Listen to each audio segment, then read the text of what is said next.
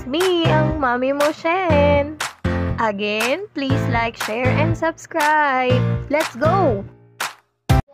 Hi mga mi! At ito na nga, morning reset na naman tayo. Buti nga very light lang yung kalat ngayon at madali nang tong ligpitin, diba? Walang laruan kasi nandun sa sala. At syempre, mabilisan lang, baka abutin na naman tayo next year kakaligpit. Mabilis lang to, hindi mo mamamalayan, matatapos na tayo kaagad. Everyday naman talaga ginagawa dapat to. Kaysa na malakatambak lang ng nakakalat sa kama, diba? At dawain naman talaga ng mga nanay ito, lalo na kung bata pa yung mga anak nyo. And yes, pwede naman natin silang turuan kung kaya, diba? Kaya naman nila, kaya lang mas okay kung ako yung gumagawa. Pero minsan, tinuturuan din nila ako, naglilinis din sila ng kwarto, pusa. Nasa ating naman mga nanay yun kung paano natin palalaking yung mga bata, diba?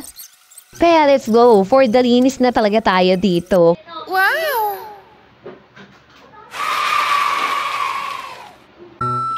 At may makulit pa nga bata, oh. At para makapaglinis dito sa sala, mga mi, ayan, nakita nyo naman super kalat. Andun na muna ulit sila sa kwarto. Kaya ayan, simulan na natin, let's go.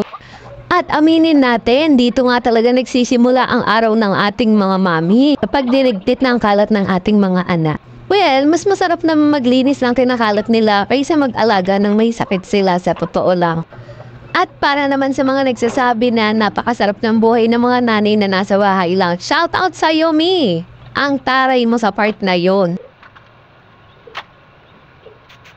Joke lang. Siyempre, ganun talaga yung mga nanay. Hindi pwedeng nakatambay lang yan. Gagalaw at gagalaw yan. Talagang dapat na yan.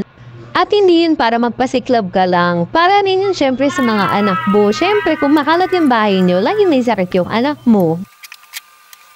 At ayun na nga at malapit na tayong matapos. Konting kembot na lang. At iba na naman ang gagawin natin. Diba, for the hugis naman tayo ngayon ng mga plato, mga mi, at mabilis lang din yan. Kaya, let's go! O diba, tapos na? Woo!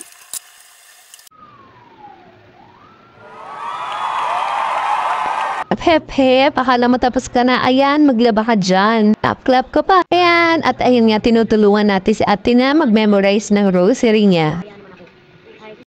At habang nag-aayos tayo ng ating isasampay, ayan si Api Smile nag-a-assignment.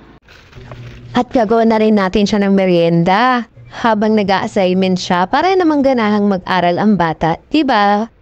Ang taray ng mudang nyo talaga naman, multitasking, diba? Okay lang yan, ang importante, masaya. Eto na, ready na. Yummy! At may thank you at kiss pa kay mami yan.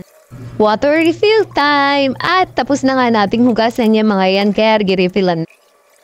Yes! And that's it for today mga mi. Salamat na naman sa panunood.